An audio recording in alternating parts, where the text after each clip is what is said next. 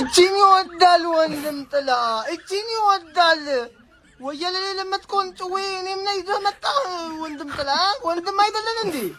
እኔ እናንተ መገነጣጠር አለብን አንተ ለወንድም አትመለስም በቃ የማንጨር ከዚህ አንድሬ ሳንቶስ የሚባል ሰውዬ ጋር ንግግር ጀምሯል ተብሏል ከቼዚ ጋር እንኳን አልጀመርንም በዋጋው ነው የሚወሰነው እየተባለ ነው ዝውውሩ በጣም የሚገርም ሁኔታ ነው ቦንዳር ይጥልኝ ወንድም ጥላ አንተ እኔ እናንተ እንዲነን ወይ እንዲነን እኔ እናንተ ጥሩ ነው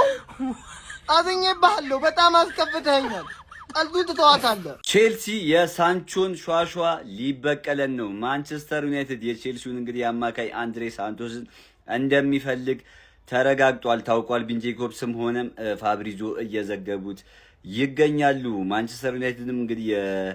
የዚህ ልጅ ወኪል እያናገረ እንደሆነ ተዘግቧልና ምን ሐሳብ አላችሁ የማንቸስተር ዩናይትድ ደጋፊዎች ሐሳባችሁን ኮሜንት ላይ አስቀምጡልኝ ማንቸስተር ዩናይትዶች ቼልሲውን አማካኝ አንድሬ ሳንቶስን ለማስፈረም ከተጫዋቹ ወኪል ጋር ንግግር አድርገዋል ይሁን እንጂ በአንድሬ ሳንቶስ ጉዳይ ላይ ማንቸስተር ዩናይትዶችና ቼልሲዎች እስካሁን ድረስ ምንም አይነት ንግግር ማድረግ አልጀመሩም ይሁን እንጂ ቼልሲዎች ለአንድሬ ሳንቶስ ይገባዋል የሚለውን ገንዘብ ማንቸስተር ዩናይትዶች ጠረጴዛ ላይ የሚያስቀምጡ ከሆነ አንድሬ ሳንቶስን ቼልሲዎች ሊሸጡት እንደሚችሉ እንግዲህ ታማኝ ሚዲያዎች እየዘገቡ ይገኛሉ እንደዚህ አይነት ታማኝነት ያላቸውና ፈጣን የዝውውር ዜናዎች እንደርሳችሁ ፎሎ ማድረጋችሁን አትርሱ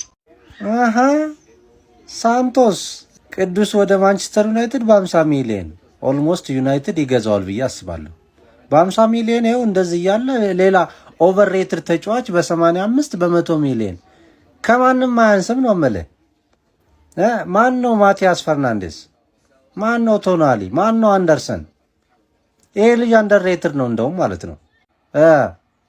አሪፍ አይመስላችሁም ጋይስ ከሳንቶስ ጋር በተያያዘ አዲስ መረጃ አለ ማንቸስተር ዩናይትድ ሳንቶስን ይፈልጉታል ከልጁ ኤጀንቶች ጋርም አውርቷል ነገር ግን ከቼልሲ ጋር ምንም አይነት ንግግር አልጀመሩም ምክንያቱም ቼልሲ ገና እዚህ ልጅ ላይ ታግ የሚያደርግበት ገንዘብ ይጠብቃሉ ያው ጥሩ እነሱ የሚስማማቸው ዋጋ ከሆነ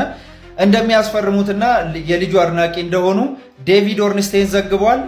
እንግዲህ ሳንቶስ ሌላኛው ቼልሲን ሊለቅ የሚችል ተጫዋች ሊሆን ይችላል እናንተ በዚህ ዙሪያ ምን ትላላችሁ ሐሳባችሁን ኮሜንት ሴክሽን ላይ አስቀምጡ ማንቸስተር ዩናይትድ ከቼልሲ አንድሬ ሳንቶስን ለማስፈረም እንግዲህ የተጫዋቹ ሁኔታ እያጣራ እንደሆነና ከተጫዋቹ ወኪል ጋር ንግግር እንዳደረገ እንግዲህ ፋብሪዞ አሳውቋል ከዛ በተጨማሪ ከቼልሲ ጋር ምንም አይነት ንግግር የለም ዩናይትድ ይፋዊ ጥያቄ ማላቀረበ ግን ተጫዋቹን ቼልሲ ለመሸጥ ፈቃደኛ እንደሆነ ተናግሯል ዩናይትድ ለተጫዋቹ ምን ያህል ገንዘብ ያወጣል የሚለው ነገር ተጠባቂ ነው የዩናይትድ ስትራቴጂዎችን ታውቁታላችሁ ብዬ አስባለሁ መጀመሪያ ከወኪሉ ጋርና ከተጫዋቹ ጋር ከጨረሱ በኋላ ነው ወደ ክለብ የሚሄዱትና ተጫዋቹ ዩናይትድን መቀላቀል የሚፈልግ ከሆነ ነው ወደ ቼልሲ የሚያመሩት ስለዚህ ሳንቶስ ዩናይትድ ላይ ፍላጎት አለው የለው የሚለው ነገር ከተመለከተም በኋላና አዳዲስ መረጃዎች ደግሞ ሲወጡ ነገራችኋለሁ ፎሎ ማድረግ እንዳረሱ